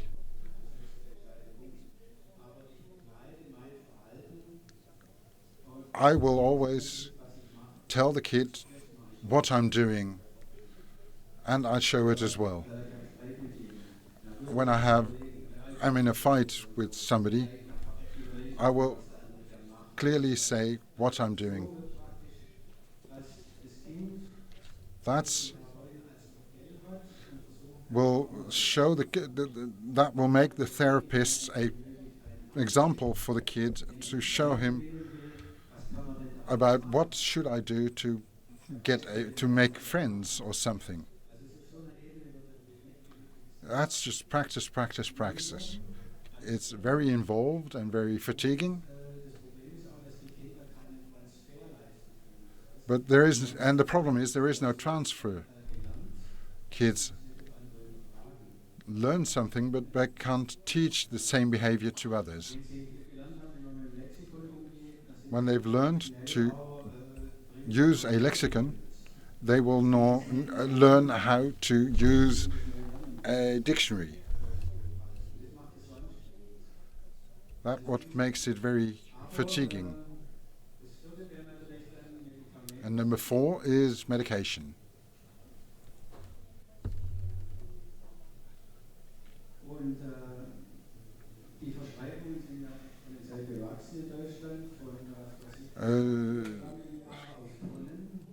In Germany, more and more medication is prescribed. From kilos it went to tons. But medication requires a clear diagnosis. That's a condition for medicating kids.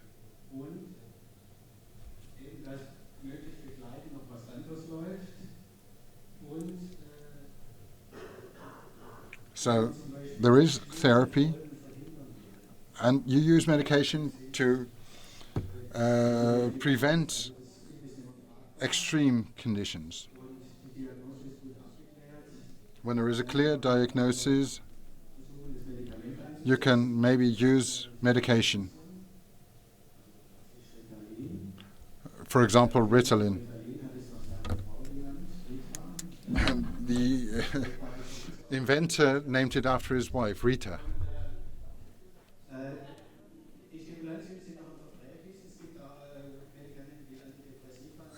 There are also antidepressants that have side effects.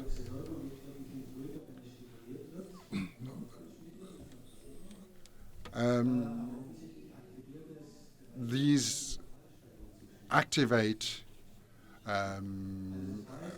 parts of the brain that help a kid get more relaxed. These only help when parents really can't deal with problems.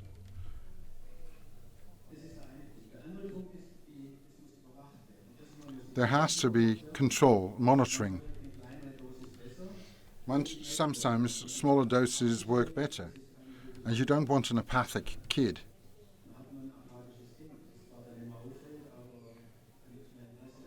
That's uninterested in everything.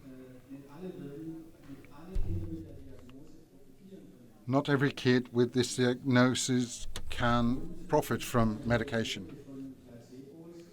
There are also placebos that may help.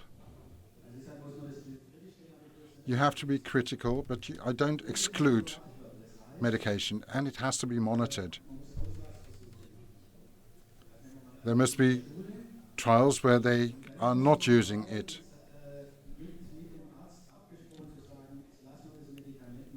If the kid goes to school, you can agree with the doctor to stop medicating a kid for a week without the school knowing. If the school then says, what's wrong with the kid? You know the medication works. When you stop using it for a week,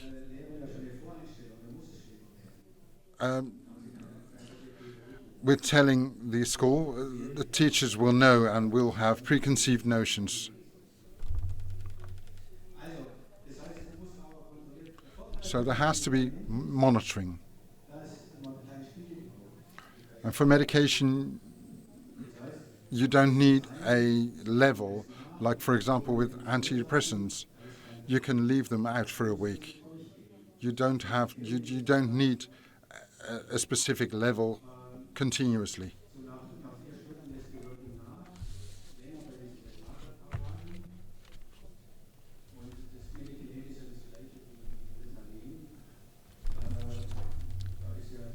If you use medication like Ritalin, they have limited working.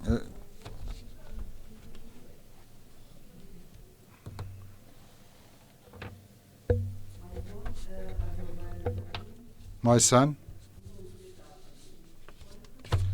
For my son, Ritalin doesn't work.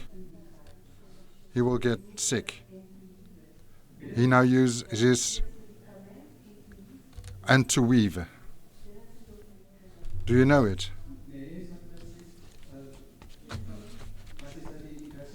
What is the indication? The new medicine works great. Because he got sick by Ritalin, he now uses Intuniv. You don't know it? It is for HS. Why does he get the medication? Because nothing else helped. He was always sick.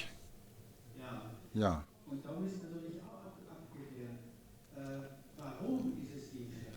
We have to find out why does he get sick. Was the original medication the problem, or is there a different problem? Some psychological problems will have physical effects. Bellyache always points to mental problems, to anxiety.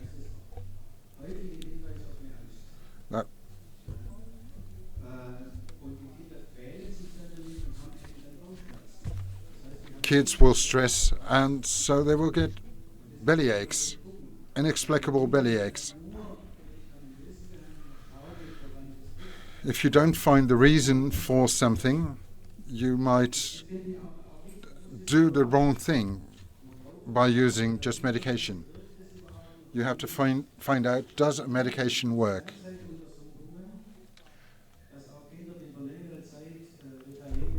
Kids who use Ritalin for a long time will have a long-term improvement. Ritalin isn't a miracle cure. They thought insulin would help people mentally. That was wrong.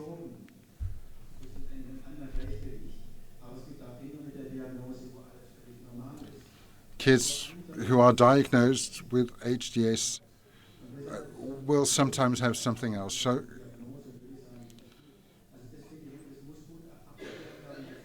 you have to always monitor the situation before you change medication.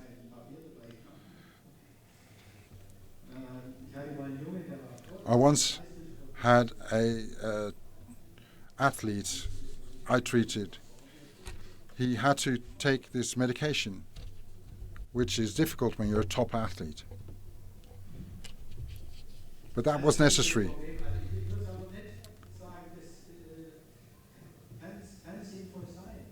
It can be useful to use medication. Some kids react very well to them. But we talked about self-image. For the kid, it means I'm better because I use medication, not because I can do it myself.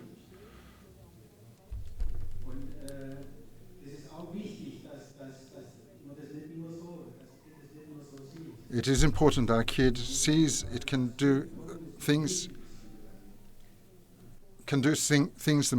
itself, and that the medication just helps. There is a difference between saying I solved it myself or I was helped.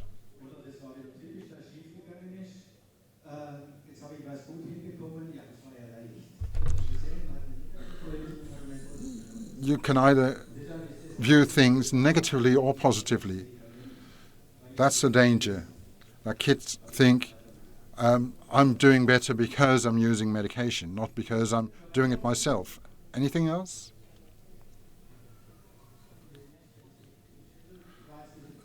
Maybe it was a bit much. Wo habe ich es hingelegt? Moment. Are you ready?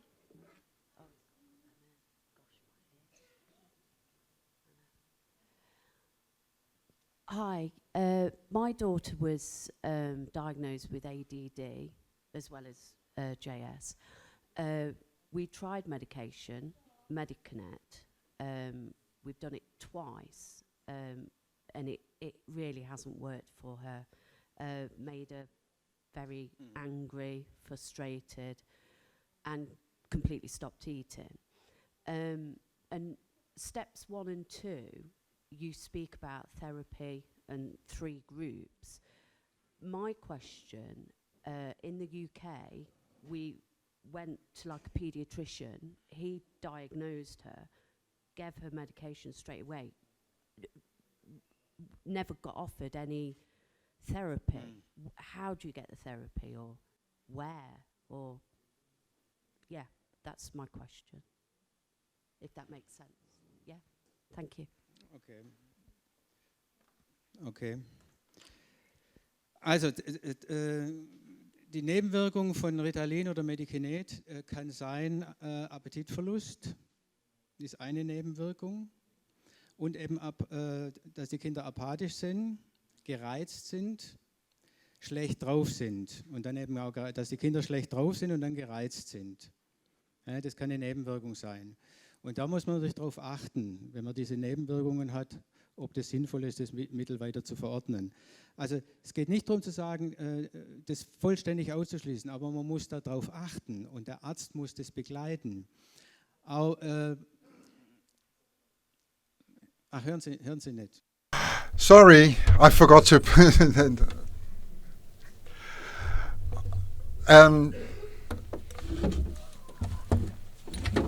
Können Sie noch mal beginnen, denn ich hatte abgeschaltet.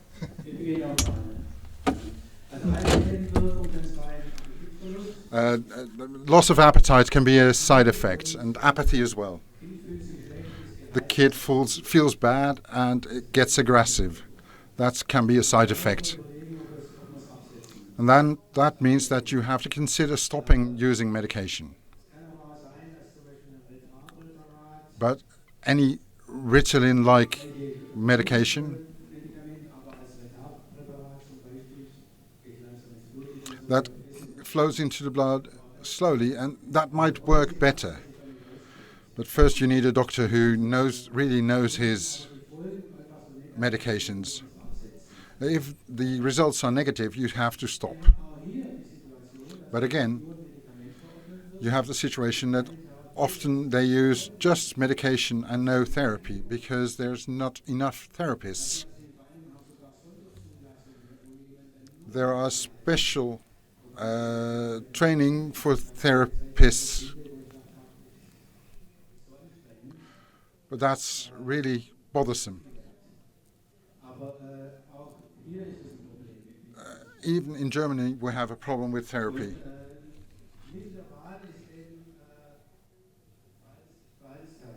But the best solution is behavioral therapy.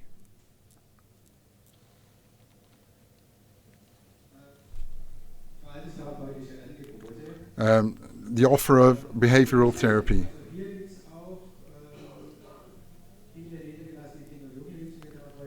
There are many therapists who trained more, especially for HESD, but there's not enough places for patients. I don't know how that is in the UK. There are therapists, but not enough, probably. My point is that medication won't teach kids anything. It has to be done here. You have to support parents and you have to give therapy. You have to teach kids how to allow for their limitations. Medication won't teach them anything. When medication helps, that it might make kids more focused. But that has to be monitored by doctors. Is there a positive effect? Because there are medications that are very powerful. A colleague of mine once used a special medication as a stimulant.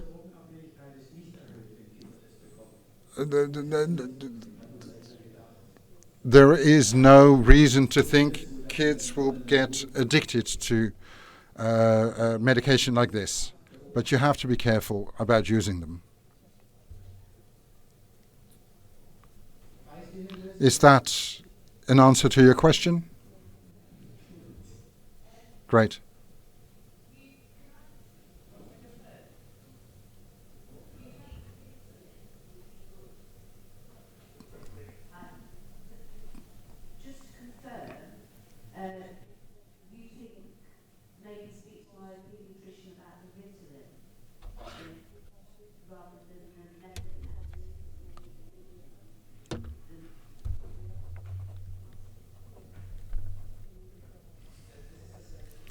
It's the same.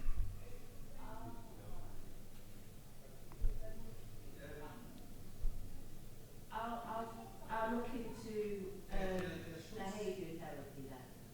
Thank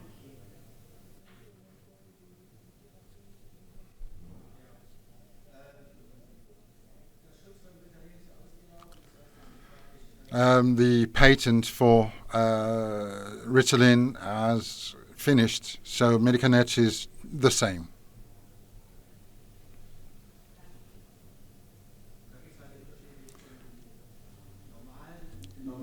There is a difference between medications. Some work only for 4 hours, or there are medications that work longer.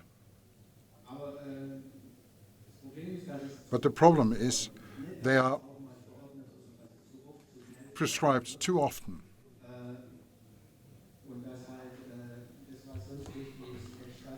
And that what is important doesn't happen. These two are extremely important, and especially this one. You have to support the parents about how to deal with a kid and how you start certain developments. That's what they learn. And when a doctor prescribes medication, you won't be able to have a lot of discussion about the therapy. This afternoon, we'll talk about this more. kids with HES aren't aggressive. It's a secondary problem. It's an addition. It's an extra development, that aggressiveness. Okay. Thank you very much. Let's close off this afternoon. We'll talk about the further development of behavior.